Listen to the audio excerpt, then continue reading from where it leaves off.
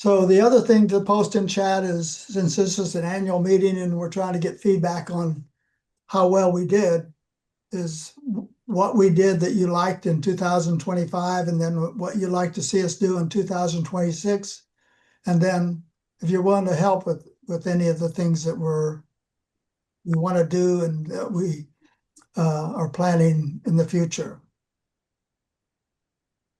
So the agenda is, we'll hit the mission statement first, and then we'll have Marion do the treasurer's report. And we'll look at the presentations we had for our educational component. And then we'll have 5-minute reports from Friends of the Park areas. And then we'll have an open discussion of ACC's 2026 activities. So post activities in chat so everybody gets familiar with what people are anticipating that we do. And then we'll have board elections for the next 2 years, and then any final questions and comments or discussion. I have 3 slides. The first one is just showing how much money we have now and what we get during what we expect to receive and what we expect to spend. So currently we have a little over $14,000 in our general account, and the money comes from membership dues. And just kind of a ballpark guess is we'll get 1,200 this coming year from returning members and any new members. And then what our expenses will be is our post office box, which last year it was $268, but every year it kind of slowly grows, so it'll probably be more than that this year. And last year for our Zoom account, it was $160. Frank usually gets a discount on it, so that helps a lot. And then ACC has been making donations to 3 different environmental organizations, but we vote on that each year, we being the board, which when we get our new board set up at our next board meeting, we will approve it or not. So that's about $1,100. So as far as members are concerned, so far, people are just starting to renew their memberships. So you say about 10 people have done that. So if you haven't, please do that. You can get a link if you want to pay via PayPal, Venmo, or credit card. There's a link at the last page of the newsletter that'll take you where you can do that.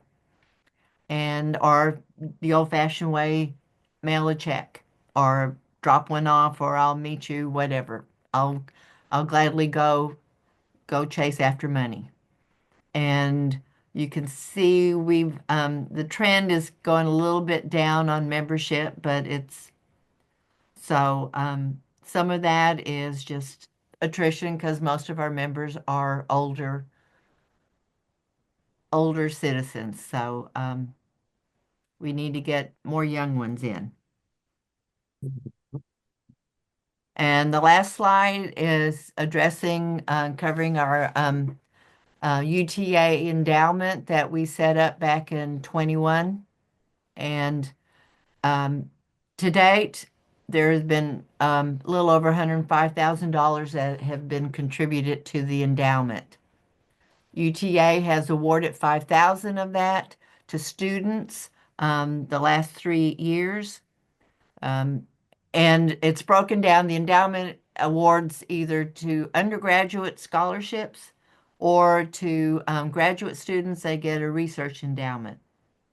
So the first couple of years, $1,000 was awarded to scholarships. The first in 2022, the student did research technology about how to connect electrical vehicles to the energy grid.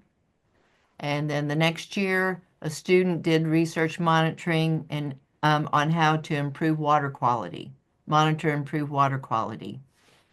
And then the graduate student that got an award for $3,000 this past year, they did research on the impact of nonprofits on children's development in urban environments. This coming year or this year, UTA will be divvying up 10,000, a little over $10,000 to award to an undergraduate and to a graduate student. So, any questions on all that? Okay, I am done. Can I ask a question about the scholarship? Sure. I don't know if this is the appropriate time, but where is that housed at UTA? Which scholarship The website development, is it on? there's development office handles the contributions. The graduate school handles the research, and the scholarships. There's a special committee at UTA that handles scholarships. So there's a scholarship committee, and then there's the graduate school handles the research because it varies by department. So there's all the departments are eligible for ours. So how do the students apply for it? Because the way UTA is structured now, as you know, is that the student can't get a scholarship unless they go on the website and apply for it. Yeah, the website lists all the scholarships available through UTA. Okay. So it's open to any graduate student? And they have to be, ours says that you have to be you have to have 2 semesters with satisfactory grades before you can apply. So we want to try to get people who, not people that just come in and don't necessarily have a good sort of study habits and stuff, because a lot of people drop out that first semester. Yeah. So we wait till they have at least 2 semesters under their belt with a better than or average or better grades. Are we getting enough people to applying for it? I mean, is that something we need to recruit people to apply for it? Well, I'm Yeah. not sure exactly how many. One of the problems we have is how much of the information that UTA has that we're getting. Scholarships are pretty much it's sort of like a gift. That's the best way to sort of say what it's like. Students just get a gift. They don't have to, the bulk of the money in scholarships goes towards tuition. And if students have all their tuition paid, then they can use that money any which way they want. Yeah. And Okay. that's coming from, I don't know if it's Texas or if it's coming from other federal requirements. Okay. I'm going to look into it because I would like our students to be able to apply, but we They have a can lot of apply. trouble getting them to apply for anything. They complain they don't have money, but then we say, look, we've got money we can want to give you, but then they won't apply for it. Yeah. And that's, we've had some problems with the wording of the applications, Yeah. the wording of the things they send out for students. But if you go to UTA and click on student grants and scholarships, you can find all kinds of stuff. Okay. Thank you. Okay, if we look at our mission statement, we basically, ACC works to protect Arlington's natural environment through education, community service, and advocacy for a sustainable future. And we put this together. I think John Darling had a lot to do, but we argued a lot before we came up with that one. And I think it's still very appropriate. And we are a 501c3. Okay, examples of education, service, and advocacy. We'll start with education activities. I think the Post Oak is our major education activity. And John Darling does an excellent job of putting it together. editorial assistants. He gets John Dicus, who is invaluable in terms of making sure everybody's stuff is readable, especially mine. Grace Darling is one of the proofreaders, and Marion is one of the proofreaders. They may have some other roles, but I know everything is looked over several times before it's published. We have a Facebook discussion group, which Grace set up and Marion set up with Grace. And the link is there. If you haven't been on that, that's had some very interesting things. You can post, put a link up there, or you can post information that you want people to see. And I think Grace, do you know how many people, or Marion, do you know how many people are connected with that? We'll wait till Grace is presenting. Oh, sorry. I don't. Sorry. I'll look it up. I'll look it up and I'll have an answer in just a minute or two. Okay. But it's fairly well used. I'm surprised all the stuff that I see there. And then our monthly speakers are another major educational effort. And Miriam is happy to give her talents to give us good graphics for our speaker announcement. So okay, our February speaker was on Prairie Seekers Training, Kate Morgan. Our March was Kimberly Peterson, and she's our representative for trees. If you have a tree issue or a tree problem, you need to contact her because she's excellent in terms of providing support. Our April was on tarantulas, and that's everybody's, I'm sure, excited about tarantulas. This lady, at the end of her presentation, was like, how does your husband let you have all those tarantulas in the house? And I think it was like, well, he can go or the tarantulas can go, but it's a debate on who goes first. And then the May speaker is on the Fort Worth report. I don't know how many people get the Fort Worth report. They're struggling to come up with a competition for the Star Telegram, and they have some good stuff. And they involve a lot of people. So there's almost a network that's trying to produce information, since the Star Telegram was really cut way back. June speaker was on myths about electric cars. And if you've been following what's happening with electric cars, it's really sad. But this is, I think he's connected with NTREG, National, I'm not sure what that stands for anymore. But there's a good group out there if you want to follow electric cars and that whole business of electrification and also energy. So the NTREG is the group that North Texas Regional Energy Group is the group that really is very well educated. And you're thinking about doing anything with batteries, with solar panels and stuff like that. This group is the one to talk to because they can lead you through the whole process. That's Renewable Energy Group, North Texas Renewable Energy Group, because that's all they do.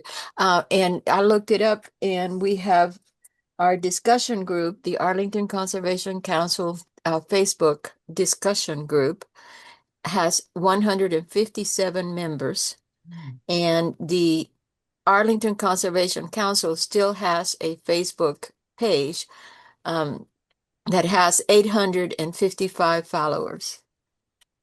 So it's not Taylor Swift, but we're making progress. Well, it's pretty good for Arlington Conservation Council. Indeed, it is very good. I think I'm not sure how much of our media, our newsletter. Frank, do you know if the newsletter goes out to everybody on the Facebook list and the discussion list? We may need to talk about that.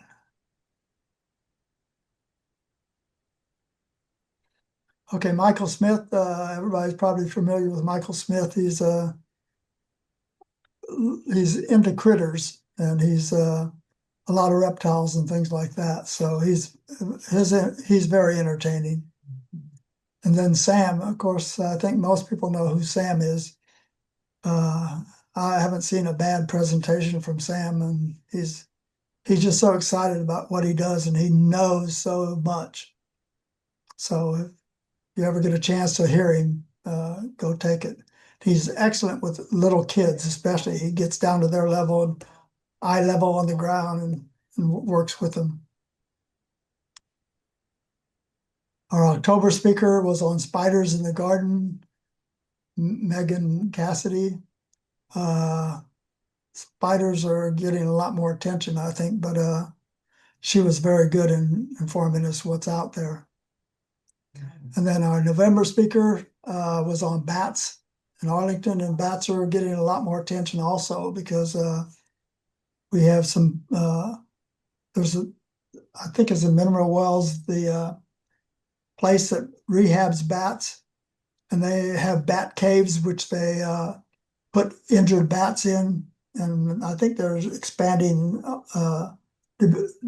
built some new bat shelters for injured bats, but they do a lot of work. And then we have the people at River Legacy or take the kids out and also adults out for looking at bats. And we're trying to get some bats in Randall Mill, I think. But bats are, they have a bad reputation because of Dracula. Movies, Hollywood. Okay. And then next item on our mission statement is service. And ACC typically works through other organizations. And we do things like erosion control and natural area beautification. We do bird nest boxes, maintenance and monitoring of those. And I think there's a lot of parks that starting to have bluebird nest boxes. I know Randall Mill has populated the area with nest box with bluebirds. And we have pollinator gardens. Josephine has I don't know how many pollinator gardens now. We don't. She has more work than she can do, but she's doing a lot of work with pollinator gardens. If you want to learn about plants, join one of the pollinator gardens that Josephine maintains. Then trash pickup in parks and natural areas. We haven't really specialized in trash pickups this year, but in the past we have had major trash pickups. I think John Darling was involved in some of those. And then another service activities was working with booths at some events. River Legacy a lot of times they have the fall festival, and we staff booths there and help them out. And another activity is removing invasive species like privet. If anybody likes to remove privet or even would like to try, Kevin's done an amazing job in OS Gray, and we're trying to do an amazing job in Randall Mill, but the privet has taken over the whole DFW area. So it's a real need. And then native plants for sale. Josephine and her greenhouse crew are really involved in raising money for native plants. I think maybe somebody in their talk will talk about the new, it's not the senior center, but the what do you call it now? Active Center. Mm-hmm. Yeah. So any of these activities that you're interested in, just say you're available in chat and somebody will get in touch with you. And then if I may add, Sure. to that list of service activities, we used to have, or John used to have composting classes. The Master Composters group still has those, and we can definitely get them together. And the benefits of compost are uppermost in all our activities, and also prairie restoration. There's prairie restoration going on at the Wildscape right now, and a lot of other parks. So Yeah, those are good things to have done. I know the River Legacy used to have a mulching group that was very active, and I don't know why it sort of faded out. Advocacy, we created the FAUNA, which is the Friends of Arlington's Unique Natural Areas, and we meet with the city Parks Department quarterly and discuss all the issues that we have in the parks. And it's been a very useful meeting time for ACC and for all the Friends of the Parks and for the department. So we hash out, one of the big areas that we looked at was mowing. How you get things to be mowed at the right time without them mowing things that you don't want mowed if you're a friend of the park. right. And the Parks Department recommended FAUNA for an Advocate Award of the Year, and we won that in 2023. And then we also were involved in screening candidates for the new park director. So that was one of the things. And it was very nice for them to involve us in that process, because we talk about natural areas, and a lot of the people that are involved in parks talk about ballparks, and they talk about pavilions, because those raise money, but natural areas don't really raise money, but they perform a valuable service. So FAUNA is really focused on natural areas, and the new parks director has said that one of the things he wants to do is develop a master plan for all the parks' natural areas. So natural areas are taking more and more precedent in terms of what's being done. I think COVID was a stimulus for people getting out into nature. And I've been seeing some research on how involving yourself in a natural area is probably more therapeutic than any type of pill you can take or any type of therapy you can subscribe to with a paid therapist. Then we also are trying to get more signage up and getting more mulch paths and better maintenance. So the FAUNA helps us really get with the city and try to get that stuff done. And then this is helping us set up the new active center greenhouse to grow plants for benefit of the wildscape. Our greenhouses in Randol Park were one of them is still active. The other was torn down because they said it was a hazard. And we were working in it all these years and didn't know it. We were working in a hazardous environment. So another advocacy is hosting the Facebook discussion site, and Grace gave us how many people were involved. And then the final is Grace sort of is the host of a watchdog activity. So if anybody finds a problem or comes to us with a problem, and it happens periodically, they say, this development is going to destroy so many trees, so many old trees. And Grace is usually on top of those fairly quickly. Well, I try, but by the time we find out about this, the decisions have already been made for the most part. It's been a losing battle for years. At least we're involved in the process. We are, and we can publicize it and raise awareness in the community of what's going on. But as far as changing the direction of the problem, it's not been really hopeful.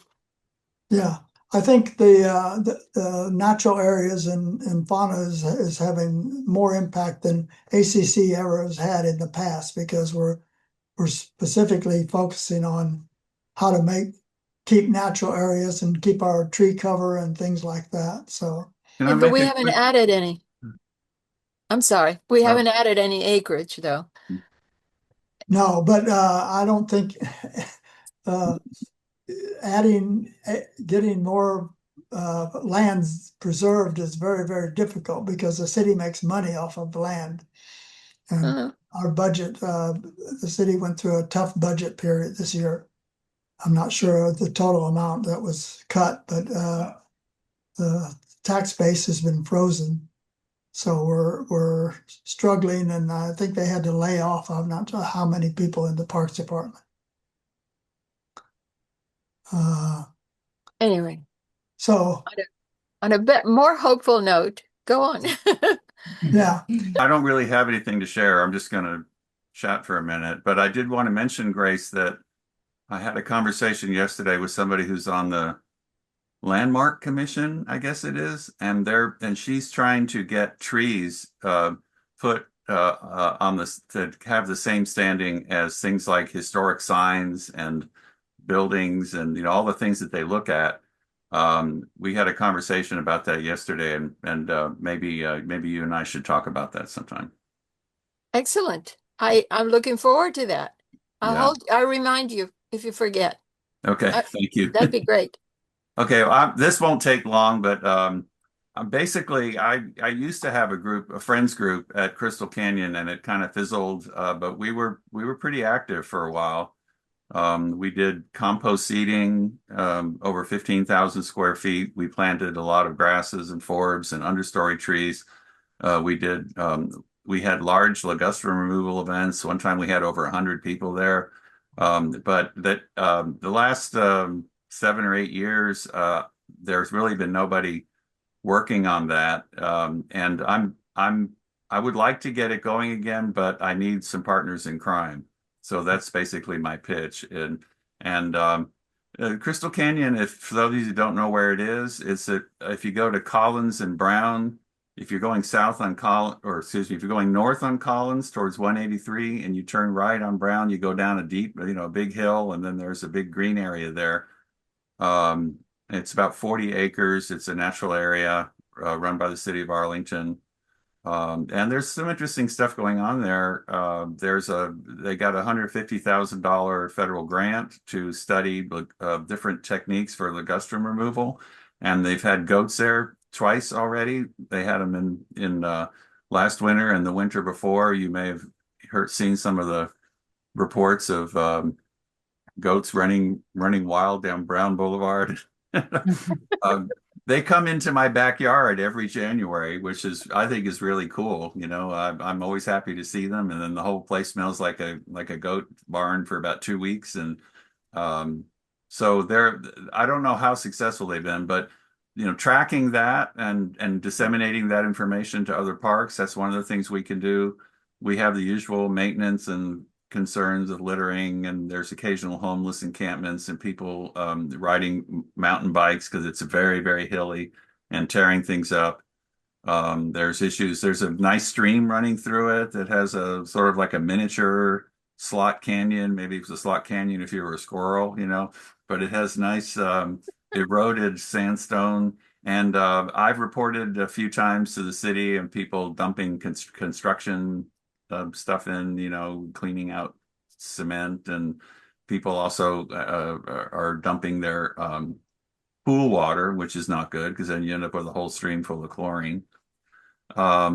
Thinking about the facilities, if you're interested in that sort of thing, somebody is needed to be a real advocate for building more trails. There's 40 acres there that don't have trails that are completely inaccessible. There's been talk for years about the Boy Scouts coming out and building rustic trails or other volunteers. So if you're interested in plants, or if you're interested in trails, or just sort of general environmental issues, and you live in that area, I have and I'll put it in again because of this phenomenon that we talked about earlier. But my name's David Hopman. I'll put my email address in there, and I would be very happy to talk to you. We just need to get a critical mass of 2 or 3 people that can be the leadership team, and then we can look for volunteers for specific projects. Which is something I like to see. Gilgai topographic feature of undisturbed prairie soils, formerly known as buffalo wallows, but not related to bison. Our Blackland Prairie situation in Tarrant County is a little skimpy, and almost all of it is turned into something else.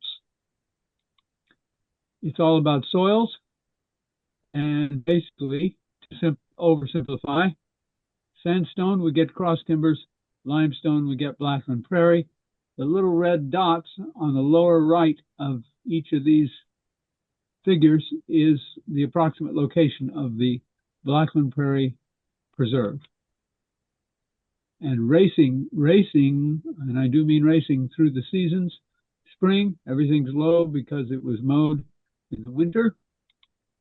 Summer, I'm in the western half looking southwest. You can hardly get through this thing. Fall looks like fall, and this is how winter looks. It is not an inspiration. These are flowers. We never have the kind of extravagant display we see at Tandy Hills for some reason, but we do have them. You just have to keep going out there and spraying yourself thoroughly. That's beautiful. This prairie, this former undisturbed prairie, is all about the future. Since we have been going there almost weekly, with some big gaps, different things come up. Nothing happens, though. We are in a state of neglect. The most recent panic I felt was a city council person from that district proposing athletic fields, which did not happen, and the various proposals for development as a passive recreation area.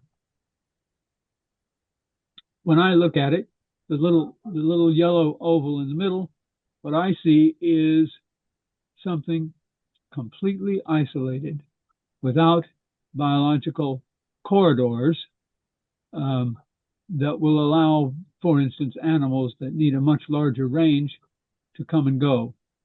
So there are some very serious limitations. We do have, thanks to somebody who's here tonight, we have a master plan. If you want to have a look at this, it is available for download. You just Google, and don't ask me why it's called this, Blackland Prairie Park. And this is about the second or third thing, and you can download it. This is one of the illustrations where the group proposes development along, in terms of an eastern and western portion, with the much less disturbed western area in orange, dedicated mostly to forbs, to flowers. And in the east is going to be a massive need, if it's ever pursued, for a removal of predominantly eastern red cedar. John, 4 minutes. Okay. You got 1 minute. Okay. The city got this park about 3 years before the upper figure, and by 20 years later, you see this extravagant growth of, especially in the east and south, trees. And we can have a park full of trees, but if this is going to be a prairie preserve, it really doesn't want trees. Long-term need is the eastern portion. That's a fabricated version of the eastern red cedar problem in the east. And down below, right after mowing, you get a very clear look at what mowing encourages with the woody stuff, which is elms, some cedar elm, lots of hackberries, and occasional mesquite. The future, I'm going to just race through all the possibilities, and there are several. What we won't have is bison and fire, unless something drastic happens. I keep hoping for goats myself, and at some point, I would like to see a development of a more intelligent mowing plan, where we mow some parts one year and other parts different years. Right now, I don't know a politically correct way to say this, the biggest problem is our Parks Department's approach. This stuff was dumped within the last year, and it's not the end of the world, but whatever it's covering was prairie vegetation. And a big dump truck had to get in here. And we don't need a dump truck driving around in here, and we don't need this stuff dumped.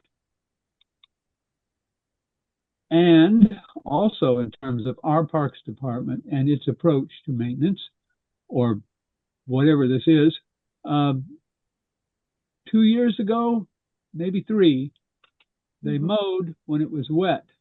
The upper right is an injured gill guy.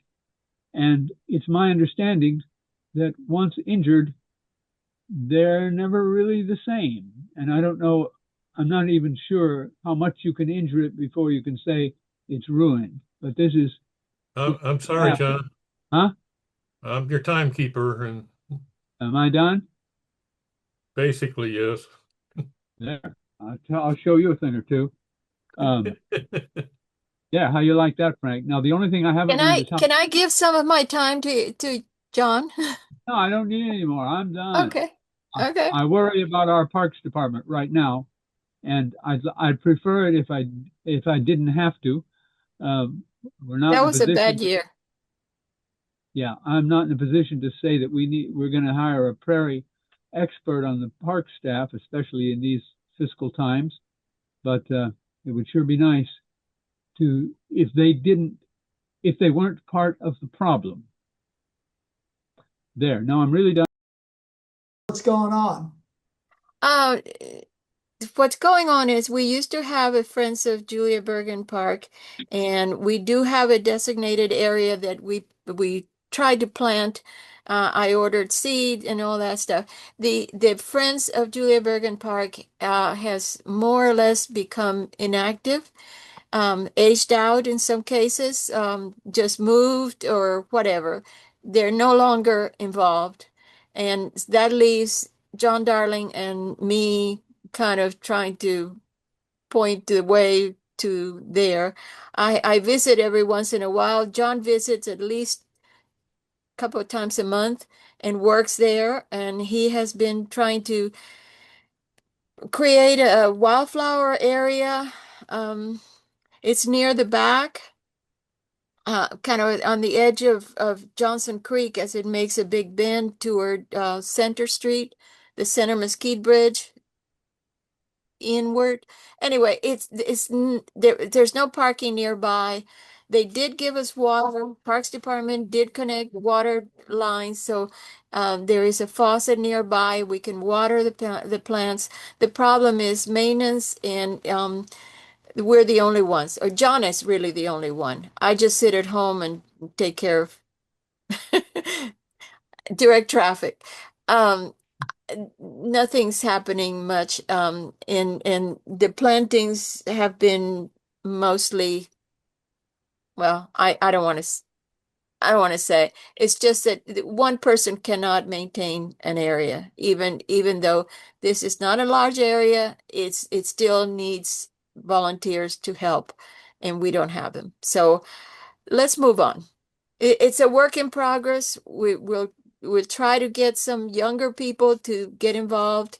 There is no, the neighbors are not really interested. Most people just use that park to walk their dogs or get their exercise, not for nature. It's not, nothing's happening, but we're maintaining it.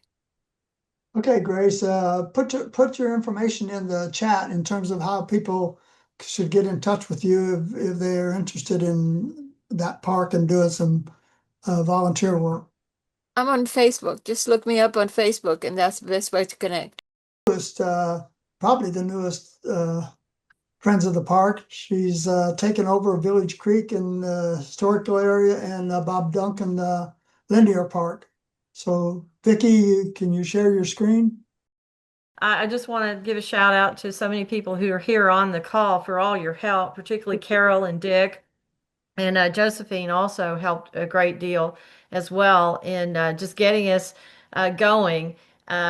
Last year, about this time last year, actually, we got out there, and here's a group of us here who you see some familiar faces there. That my husband, myself, Paul Scudder is next to me, and of course, you see Carol and Dick.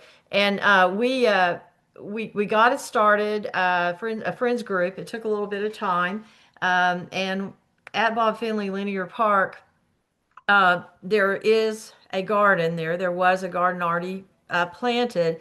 Didn't have all natives in it, but it had a few. And this is what it looked like back in March of last year. And we decided, well, so we're obviously in the neighborhood. This is, Long Village Creek there in the background. This is adjacent, actually in Interlochen area, but also the Millbrook addition is just down the street. A lot of people use this park, both Arlington and people from Fort Worth, from East Fort Worth use it. And we started trying to get help from the city. We prepared and submitted a plant list to the city, and they've been very, very helpful in getting us started, helping with plants, purchase and bringing mulch. And a shout out to Jose there with the city as well. He's just been great to work with. We scheduled a work day in the garden in May. Got a lot of people out to plant, and the plants that the city had provided. We had a few other people who donated some plants, all natives, all perennials. We registered a few volunteers with the city. We don't have a lot registered. I think we have 6, maybe. I haven't checked here recently. I just know what the people who filled out the volunteer forms, when we initially had our event. And it was really, we've had a lot of support in positive feedback, let's say, from the homeowners in Interlochen and Millbrook. The HOAs have put messages out every time I've asked them for help. And then there's the Interbrook Women's Club, too, that I've been able to give a couple presentations to. Like I said, everyone's verbally very supportive, but as you all have experienced, I'm sure it's harder to get bodies out there, to really get out and do a lot of the work. I did gather some suggestions for park improvements from these meetings that I've had. And, I hope to get some more feedback from folks and try and get with the city to see if maybe there's something we can do. Different things like installing another park bench, mowing less and mowing at the right time of year, like some of you all have already said, planting some more trees along the corridor there of Village Creek. The other person I really need to give a shout out to is, I don't think Paul's on the line tonight. It's Paul Scudder. And he and I were really the leads for getting this group together. And Paul put together a Facebook page that people can go to. We have about 21, I think it is, people who follow us on that, but we haven't really done much with that Facebook page yet. I anticipate we'll be doing more of that coming here in a few months whenever things start coming in, and we'll do some maintenance on the actual garden itself. We've done a little bit of fall and winter maintenance, just trimming, trying to trim back some of the plants that really got out of hand. And we're kind of going to take over the whole flower bed, seemed like, cut back some of those. So I'm pretty optimistic about what's going to come in and how it's going to look, this coming year. And let me see here. This is just a picture of some the work day that we had in May. Again, there's Carol front and center. I think that's you, and helping dig, and it just had to prepare the bed to get a lot of the weeds out. Of course, weeds. I'm sorry, that's not the right term. Plants we didn't want in there anyway, but there were quite a few. Vicki, And we have got that plant. It looked really good. 1 minute, Please. Oh, okay. 1 I'm minute almost done. warning. Oh, okay. Not a 2 minute warning, 1 minute warning. Here's a list of plants. Y'all can see that. It's actually in the garden right now. Paul took this lovely picture of a hummingbird who was utilizing our salvia. That came in very nicely. This is what October in the garden looked like. And we got this sign made as well. And so far, fingers crossed, no one's gone in there and butchered the garden. And the city's been very good about maintenance with sprinklers, etc. And then we have a pretty butterfly on our Greg's Mist flower. And I went by today, and this is what it looks like now. I mean, you can still see there's a lot of structure there, but of course it's not in bloom, but it will be soon, I hope. So that's I think I'm under 5. Any questions? Uh, Vicki, what is that big expanse of lawn that you have between that and the walk? Yeah, I'd like to fix that, but that's all grass. That's just the way the city has had it mowed. There's some people with fairly large homes over here on the left side, and they want to have apparently a clear view of the village creek, and there's a low water crossing off to the left as well, down Village Creek. You can see some maintenance stuff out here in the background as well on the picture on the left. There's a dam rebuilding going on. There's a dam upstream of that low water crossing on Village Creek. There's some concrete poured recently. So there's construction going on there. And we just got word that the streets are going to be repaved throughout the interlocking area. So there's some other construction materials that are back there as well. But this area, the area that you were talking about, Grace, you can see there's a lot of open understory there that shouldn't be open, but we have an individual who lives in the neighborhood who says he's an arborist and he feels like vines and anything that he doesn't think is a pretty tree should be gone. And he goes in and freely cuts stuff. And the city knows it. And Oh, I think I they're know kind of, him. yeah, you might. And he also drives across in parks and anyway. So we Yeah. tried to try to get him involved to change his mindset, but I don't know that we'll be able to. So. Okay. So Yeah. are you working off a master plan, or are you making it up as you go along? Making it up as we go along. Good for you. We had a plan for the planting, and I put out the plants that I thought we'd want with the help, of course, of Josephine and Carol and Dick. Also, they had a lot of feedback in there. And we asked the city, can you buy these plants? And they did. I had a few plants that I donated, other people donated too, but basically all natural, native plants, I should say, all perennials. So It anyway. just looks like a little oasis in the middle of this desert. Thank you. Thank you. I think it is too. Yes. And I tried to post on chat another little oasis I'm trying to get on, but Dick, I couldn't get on chat to figure out how to post that. But can I just quickly say something about what we're going on at the Women's Club? We've got I'm putting in a native plant pollinator garden there at the Women's Club, and we've been working on that for a week or two. And anyway, if anyone's interested, I'll try and send that to Dick, and maybe he can share that with everybody. How are you watering? Here at Bob Findlay, there's Uh-huh. sprinklers. There's I think 4 sprinklers. There's one on either end and then one on either side. Okay. So Yeah, just that enough. Yeah, there was a leak and they fixed that. They did a good job of fixing that. The city did. When I call them, they've just been really great. Any debris removal, they brought the mulch in and for us, and they've been really awesome. Jose has. Okay, Great. thank you. My name is Lee Harbaugh. I've met several of you along the way.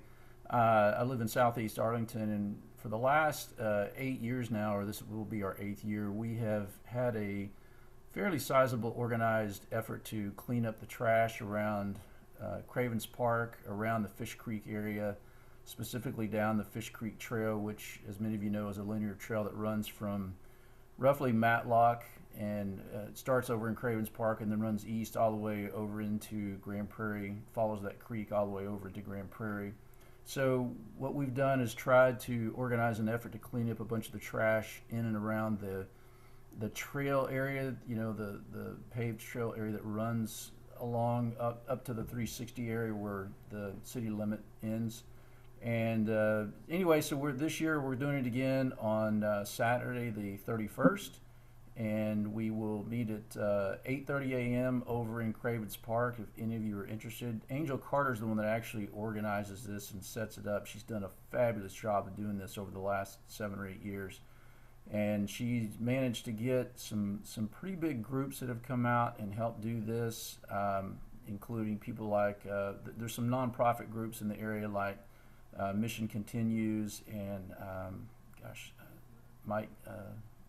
I can't even remember some of the names of the groups, but they always send quite a few people out to help, and so obviously we would welcome anybody that wants to come out and help clean up the area. So pretty simple stuff. We work with the Parks Department. The Parks guys provide the trash bags and the gloves and trash pickers and that kind of thing, and then we just go out and pick up as much stuff as we can and try to keep it as beautiful as we can. So pretty simple stuff.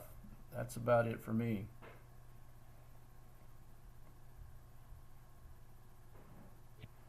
Thank you. Reach out if you have questions. There is a link on the city's website as well, but you can reach out if you have any questions. There's the Facebook page down here at the bottom of the screen there. If you want to visit the Facebook page, there's some more information there as well. Okay. Of course, this is Molly Hollar of Wildscape. And the major thing we've been doing is working on the new prairie. So we started out with changing our original plans. We had put in a bunch of mulch according to a plan that I talked with someone that had been with the Ladybird Johnson Wildflower Center and starting a prairie. And he had suggested putting 8 inches of mulch down and leaving it for as long as we could. But John Snowden came along. We asked for his help, and he said, well, that would be good, except we've got plants that are available now that may not be ready if we wait. So we stopped spreading the mulch and went and started rescuing the plants from an area in Burleson. And so we started planting in January. And then weeds started coming up,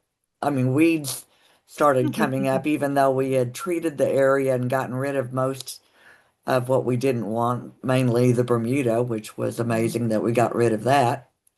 And this little guy called cat's ears started showing up everywhere, and it's a big menace. So we started working on that and continued rescuing more plants.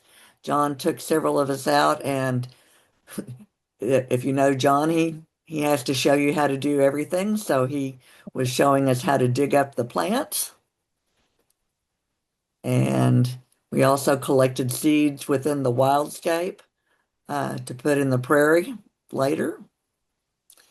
And in March, after we had been for some time going back and forth with the Parks Department and talking about our greenhouse, we finally got to see the greenhouse and inspect it in March, and then we signed paperwork to essentially lease the greenhouse, and it's renewable every year, and we pay a minimal fee. And unfortunately, we were supposed to take possession of it last year, and we have not been granted access to it yet. Although they just recently said that we can move in anytime we want to, but there are no locks. So we're waiting for locks. And then in the summer, we did our walk on the wild side. This year is the only time we've done one was this summer with the Montessori Academy, and unfortunately we did it. It wasn't really a walk on the wild side because it was held on their campus, which is not too far away from the Wildscape. So we told them that next time uh, we're not going to be doing walk on the wild side at on their campus anymore because the whole point of walk on the wild side is to be in the wild, so we want to do it at the Wildscape. But it was received very well.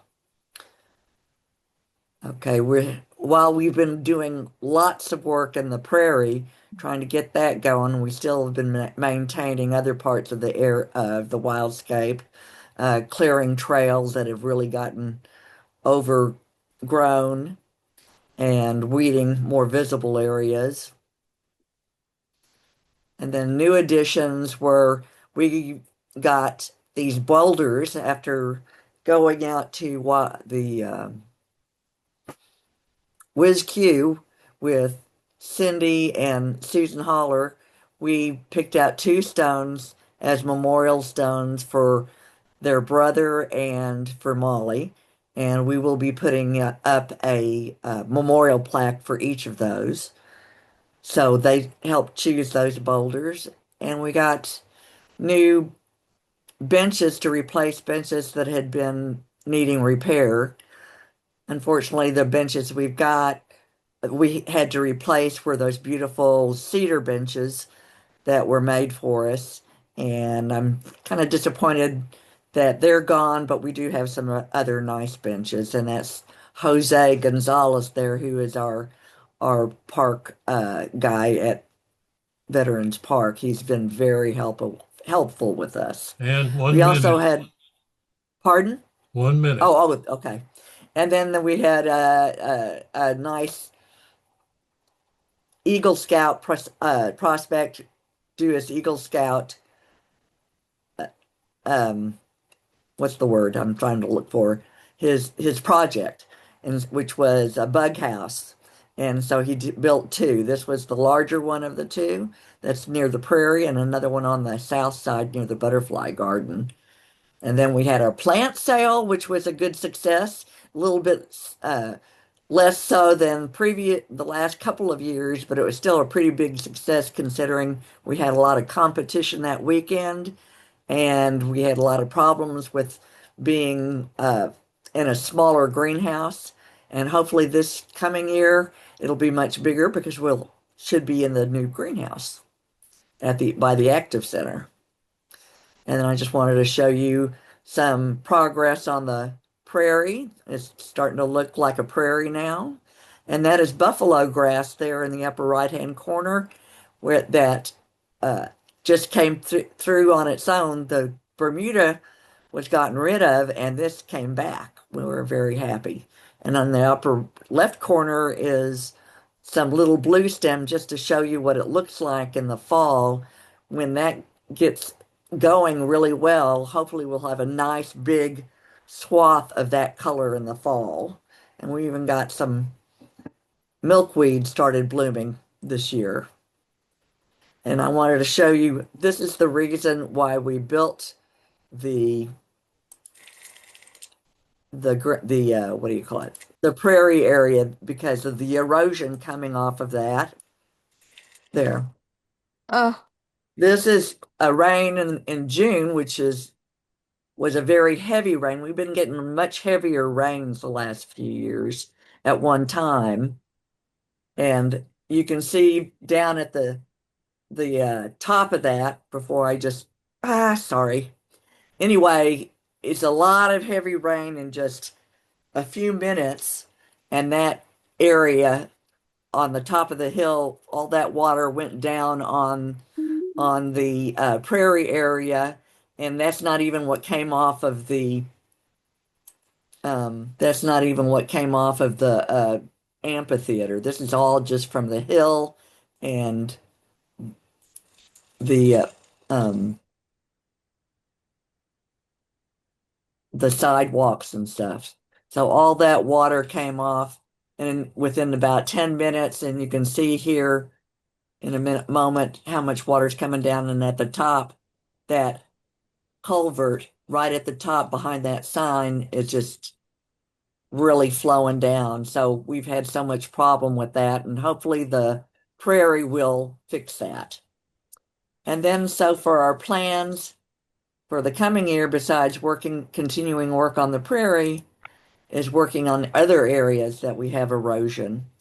This is near the disc golf course, and all this water is coming down and going into the Wildscape area and just eroding that creek.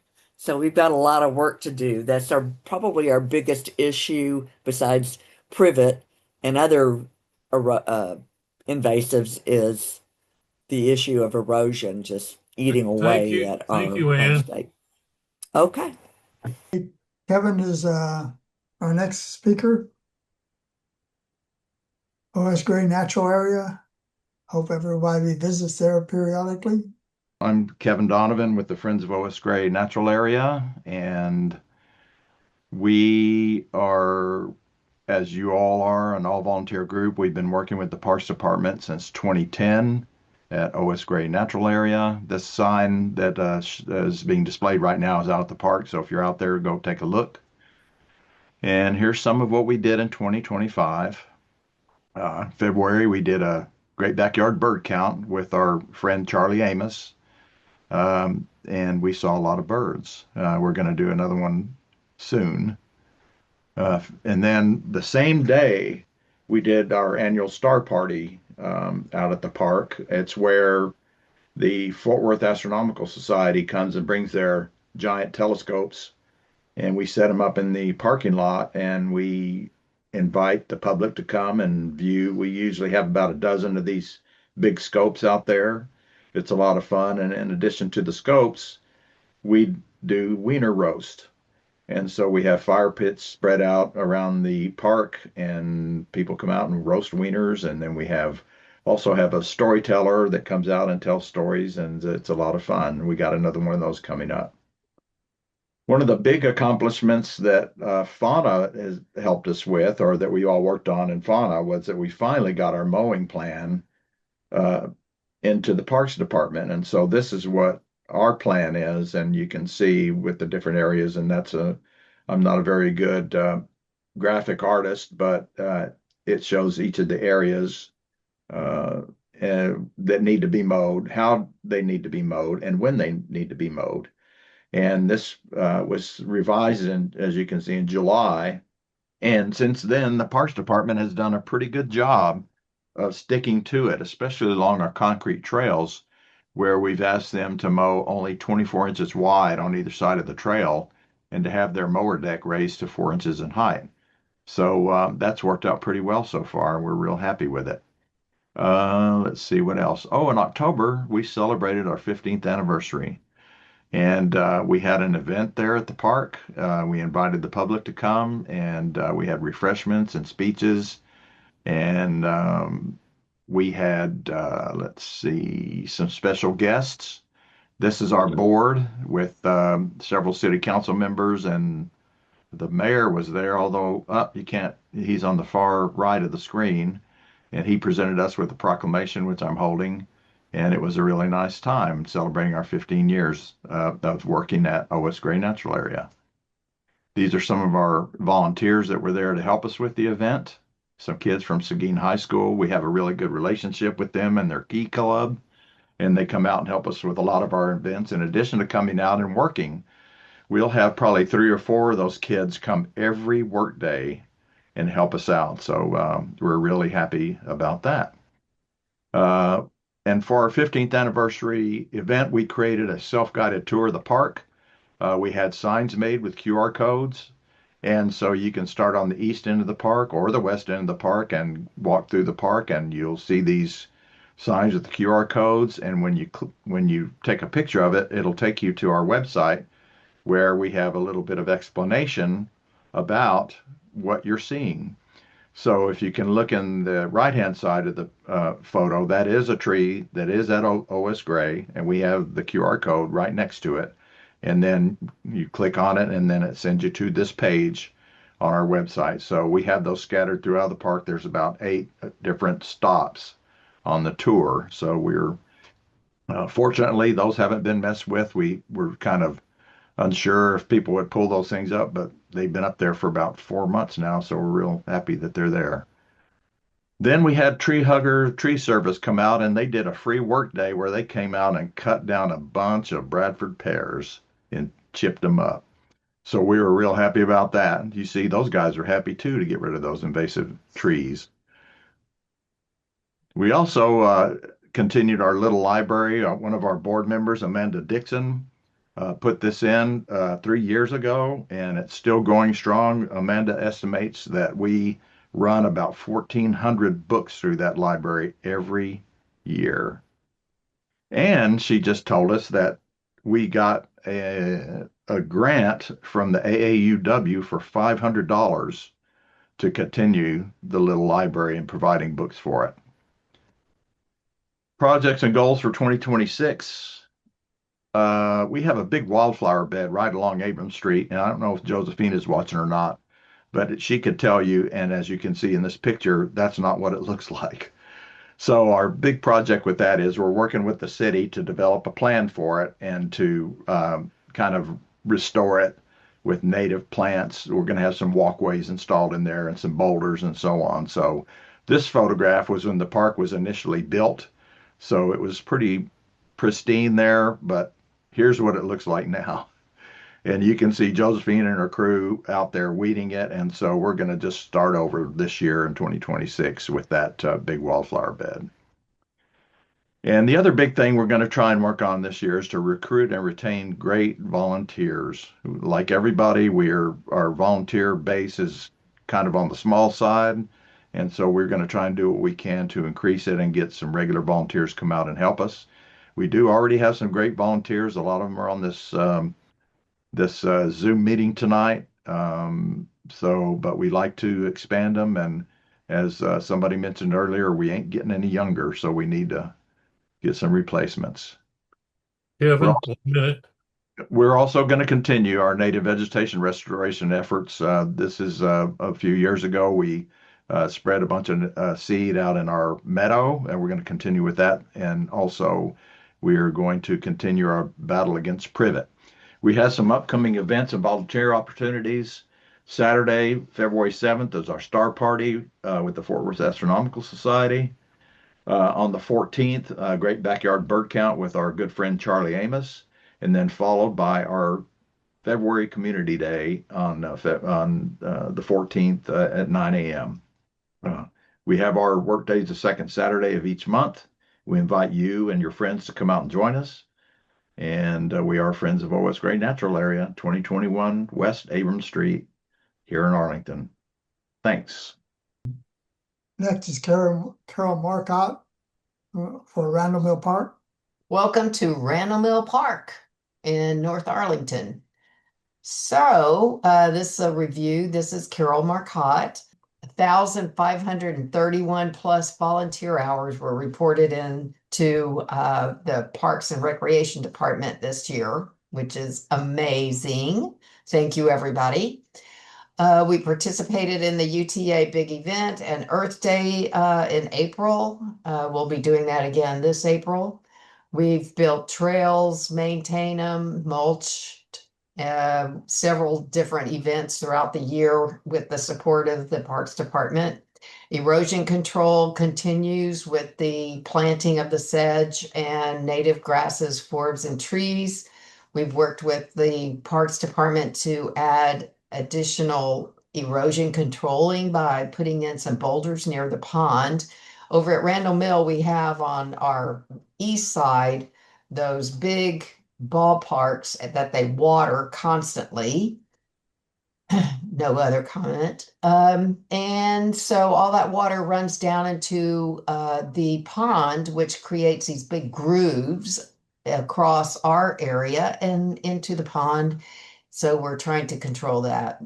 We work with we monitor 14 bluebird nesting boxes with the help of lots of volunteers, and the Audubon Society has given us materials. We maintain a pollinator, a Pond Triangle Garden, which tomorrow, by the way, if anybody is available, we're going to be working over there tomorrow, starting at 9 o'clock. Last year there was over 1,000 rainbow trout that was added to the pond. I've noticed though that this year they may not be doing that. Next is restoration of the Prairie area, which is an ongoing thing. We pulled invasives and it got mowed just the other day. Our big thing is we hosted the Texas Nature Trackers Bat Acoustic Monitoring Project. They put out, I'll show you a slide in that here in just a second. We meet quarterly with the Parks Department, that's FAUNA, to work on the mowing and maintenance. And then our numbers in INAT, 9,356. That's about 50 acres worth of observations of 955. So first I'll start off with the trail building, and we had the UTA, that was the big event. And of course the neighbors of Randall Mill Park also participate in different, we do about every quarter, it's turning out to be about every quarter where we have mulching events over at Randall Mill. And that's some of our volunteers. By the way, just as a little side note, these little cross ties right here came from River Legacy Park. Last spring, there was a big, huge storm and it knocked down that big pavilion. So they repurposed those cross ties over here at Randall Mill. They're actually 4x4s from that pavilion. So we're constantly working on erosion and privet control, privet control, privet control, and erosion, here's Dick, Karen Knight. They've come out. We have different people coming out. Josh comes out and pulls privet in Randall Mill Park. This right here actually is a raccoon skull that was found after we pulled some privet in a certain area over there. Next is the monitoring the bluebird houses. That's getting ready to start here in the early spring. We'll be going in, maintaining some of the boxes, possibly moving some. We haven't exactly decided just yet. And then those are all from the Fort Worth Audubon Society. This guy right here is a major problem. It's a western rat snake. And last year we only had 19 nestlings fledge out of all of the eggs that were hatched in this park. Only 19 fledged. We had an epidemic of house sparrows that came and just played havoc with our bluebirds.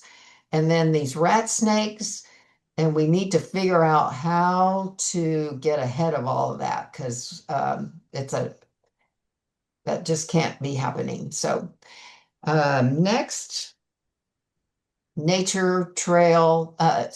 Texas Nature Trackers Bat Acoustics Monitoring Project. What they did was came out and put up a monitoring device that was battery operated. They kept it there for about 5 days. And the noise, the acoustics is what they were measuring of the bats, their little squeals. And what they found, the highly likely bat species are the hoary bat, the Seminole bat, and then the evening bat. These are all little. These are being held by people's hands. That's how little these bats are. Most of them live in the trees.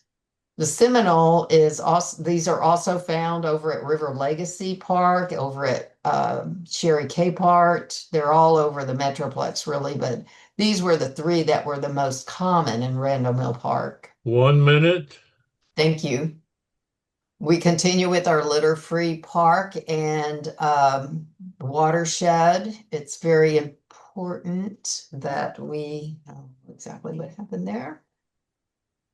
that we keep our water clean because it goes from Randall Mill Pond into Village Creek and on into Trinity River, and that we want to make sure that that water stays clean. So we have several events throughout the year with that. Here's our goals is to increase our active volunteers to implement. Oh, this is big news, everybody. You listening? We're starting a Friends of Randall Mill Park group.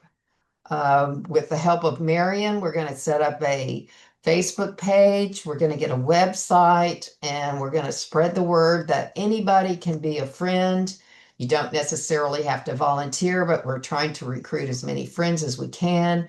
For the first time this year, we're going to be doing the Great Backyard Bird Count. It's on February the 14th. We're hoping to install the bat roosting boxes. We continue with erosion and privet removal, working with the Parks Department, doing our bluebird nest box monitoring. We're going to work again on the education signs, improving our mowing schedule, our litter pickup, restoration of the natural areas, and another big event is we're going to try to get some water out there to our natural areas that is bone dry and control the grass burrs and goat heads throughout the park. So thank you very much. Here's our my information, my contact information, and Dick's contact information if you need anything. And please, Dick and I will be announcing when the Friends group goes live on Facebook and a website. Any questions? I thought you had a Friends and Neighbors of Randall Mill Park already. We do, but those are just neighbors are only in 4 subdivisions that surround the park. And actually it was Jamie. Jamie said to me, "Why don't you have a friends group? Because I'm not a neighbor because I'm not in one of those 4 subdivisions." But But I it said want to be Friends and Neighbors. That's right. So anybody in the neighborhood can be a friend, but not all friends are neighbors. So So why do you need another one? we need a friends group because anybody, if they even live in the Sierra Desert, may want to be a friends of Randall Mill Park. So that's why. Like Jamie, she lives on the east side, and that's not one of the neighborhoods that is included. And Dick, yeah, Dick's over there in the Oaks. It was never limited to those 4 neighborhoods, though. Well, that's what's considered a neighbor of Randall Mill Park. Yeah, Norbs is neighbors of Randall Mill Park. Right, that's how Joanne Stewart set it up. She set it up originally to have only the 4 subdivisions. And those are people considered neighbors of Randall Mill Park. So it wasn't open to anybody. You had to live in the neighborhood? It wasn't friends and neighbors, it was just neighbors of Randall Mill Park. Right. Oh, I always saw it as FON, RP. Yeah, well, now there's a real distinction. There's going to be a real distinction, and there's still going to be neighbors of Randall Mill, but we're adding friends of Randall Mill. So anybody can be a friend on either group, and anybody can volunteer. And I've been approached by people when I'm out working in the park. They'll say, "Do you have a friends group?" And I'll say, "Well, no, but there's a neighbor." "Well, I'm not really a neighbor. I live north of 30. "Oh, okay. Well, there's that gray area there, so it's not going to be we're going to have a friends group. We're starting a friends Okay. Okay. And everybody can still get the newsletter that Joanne publishes every week. So Shari Capehart's group is next. Thank you. Actually, yes, I'm Jan Miller with Friends of Shari Capehart. Our challenges and focus remains the same as it pretty much as it has been. It hasn't changed a whole lot over the years, but As everybody knows, it evolves. But those are the main areas that we focus on. Trails are the where the public meets the preserve, and so there's traffic there. There's erosion caused by people, and people sometimes not doing the things that they ought to be doing, getting off trails, creating social trails, and that misuse of trails, either going around them, widening the trails when it's muddy, that kind of stuff causes deterioration of habitat and erosion. So what we're doing to try to correct that is improving drainage and making those erosion repairs. On the left, we see Rudy Arnold there at the back, and he is our trail boss. We call him a trail boss. He denies that, but he is leading some Third Saturday volunteers. And what they're doing on is installing features like you see on the right. We learned about those from the Fort Worth Nature Center folks who came out to see what problems we were working with, and then invited us over to see how they had done it there. So Rudy started implementing these little berms that divert a lot of the trails, since we didn't have money included in the development to create good trails, we use the existing ones. So a lot of them go straight downhill, which is a problem. It causes erosion. But what these little berms do is divert the water off to the side, and you can either have a good, well-designed trail, or you can divert the water off. And these berms are installed along from the top going downhill. Otherwise, you get a high velocity stream of water that just starts at the top and then runs straight to the bottom. We also focus on habitat restoration. This is Jim Freisinger. The main areas that we focused on are starting with grassland restoration. We started, 8 years ago, maybe, with a pollinator meadow. And then about 3 years ago, started on the North Prairies project. Jim has been working with FAUNA and to develop mowing plan for Shari Capehart. And we also are realize that we've got a majority of the site is 60 some odd acres is forest, woodland. So we are also working on that, mainly to remove invasives. The photo on the left is after mowing last January at 6 to 8 inches. Again, working with FAUNA and Parks Department is really that's helping the native grasses, and it's really helping that grassland area to grow and be what we want it to become. The picture on the top right is volunteers removing understory in the North Prairies area, and a lot of that understory was smilax or greenbrier that was growing up into the canopy of the trees, and keeping it from being a savanna as it was originally, and also creating a fire hazard. So getting that stuff out of there and then preparing that area for mowing. That's one of the areas we're supposed to add about 4 to 5 more acres along that North Prairie area, and then some down the east side as well this winter. And on the bottom is another volunteer using a weed wrench that was borrowed from the Wildscape, and we very much appreciate that loan that allows us to get after the privet. We also do a lot of outreach programs throughout the year that have become popular, ongoing, and actually annual events. We also do Third Saturday volunteers, except through the summer. And we participate in FAUNA, and again, appreciative for that opportunity, and looking for great things to come out of that. We also have a newsletter, free newsletter that's once a month, a website, and active Facebook page. And this is 1 minute, Jan. Thank you. Suzanne Tuttle at the top left, Winter Tree ID, that's coming up soon in February.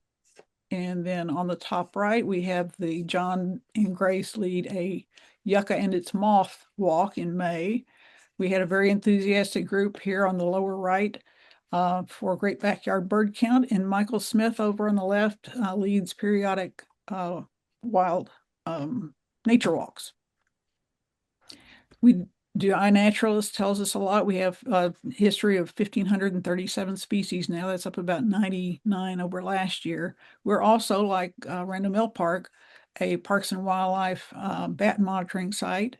Have been for about 3 years. I'm looking forward to continue that. eBird, we're stuck at 167 species. We have 2 bluebird nest boxes monitored by Denise Peterson.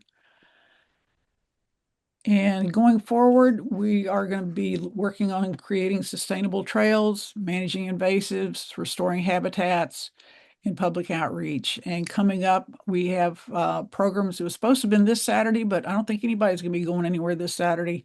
What Lives Here is going to be a winter walk with Michael Smith. And on the 8th is Winter Tree ID Walk with Suzanne Tuttle. That's an intensive, more of a training class. And it's RSVP only. I think there are still some spaces available if you're interested. And then the Great Backyard Bird Count on the 14th. It'll be our 19th one.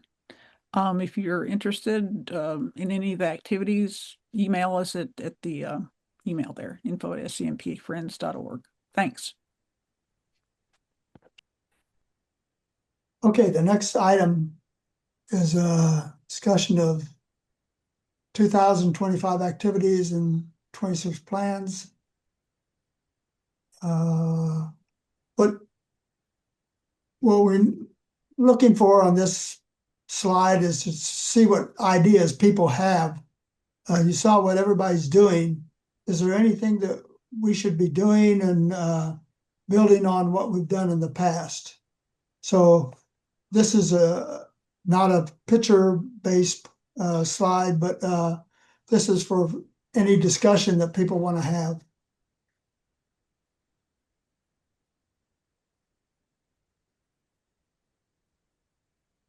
If not, then we will move on to the next slide, which is the board election process. Currently, the board is, see the names on the top. Board members have terms expiring. We have Grace Darling, Marion Hollar, Ellen Jacks, Frank Keeney, and Hester Schwartzer. The nominating committee, which is Frank Keeney, David Hopman, and Grace Darling, and they basically, the people that were expiring agreed to serve another term. That's sort of continuation. If anybody is interested, we're accepting nominations from the floor. So if you're interested in being on the board, just unmute your microphone and give your name. And if you do know somebody that you'd think would make a good board member, then check with them. We accept board members at any time of the year. And so what we need you to do is to vote for the board. We can vote for the slate, which is the slate of nominees. Just go up and look for the slate of nominees. These were board members currently, but they're also willing to continue. And or you can name individuals who you want to be on the board. And if you want to retain your privacy, you can email me or any board member and say my vote is for X and put the name of the person in there, and we will count that. We'll report back to the membership that are within a month. So you should all put in either chat or an email your vote, and we will move on then to the next slide unless anybody has any questions. Okay, we have one more opportunity for people to talk. You can unmute your microphone and say anything you want to say at this point. Well, thank you for attending. We appreciate it. And if you see anything out there that needs to be addressed, remember Grace is a good watchdog. She'll go after them. Thanks, Dick. Thanks all the presenters who put together their PowerPoints. We really appreciate that. Mm-hmm. We're looking forward to working with Gary Packin at the helm of APRD, and it's going to be a good year. He's, We're hopeful. I had several interactions with him over the last few weeks, and he's been very responsive, more There you go. responsive than other people I've dealt with over there. So he responds right away, even on weekends. So that's hopeful anyway. Indeed. Yes, it is. And he Yeah. said one of his priorities was natural areas, which is, when we talk about parks, we always have to say natural areas because parks are all the baseball diamonds, all the sports activities and swimming pool and pavilions are all parks, but they don't address any of the issues. And again, the research that's coming out indicates that being in nature is much more powerful than taking a pill or getting face-to-face therapy, some of the best therapy. It's just being in nature is very healing. The research And is solid. may I make one quick comment? Sure. I know everybody here is doing great work, and everybody is into native plants and natural systems, and and it's really encouraging to see that. But I can't help but notice that every time, many times when species are mentioned, they're not native species. And so if you want to use native species, and I can either check it, make sure that your species that you think are native are actually native, or perhaps I could suggest something that would work that would be a native species. For example, Salvia gregii. I'm not Salvia gregii. Conoclinium gregii is not a native species. And I don't believe it's native anywhere in the state of Texas. But it's usually sold as a native species. But there are substitutes. So if you really want to use a native species, or if you just have questions about plants, I'm happy to put my 2 cents worth in. You can always ignore me. Well, Doesn't thank cost you, anything to David. ignore me. We're lucky to have you on the board. Thank you all. Appreciate it. Good He meeting. retired from UTA and is devoting some of his energy to us. Yeah. Well, UTA is still badgering me. I'm still teaching a little bit, but I'm 50% now, so I have a little extra time. Right. Excellent. Thank you so much. Thanks, everyone. Good night. Thank you.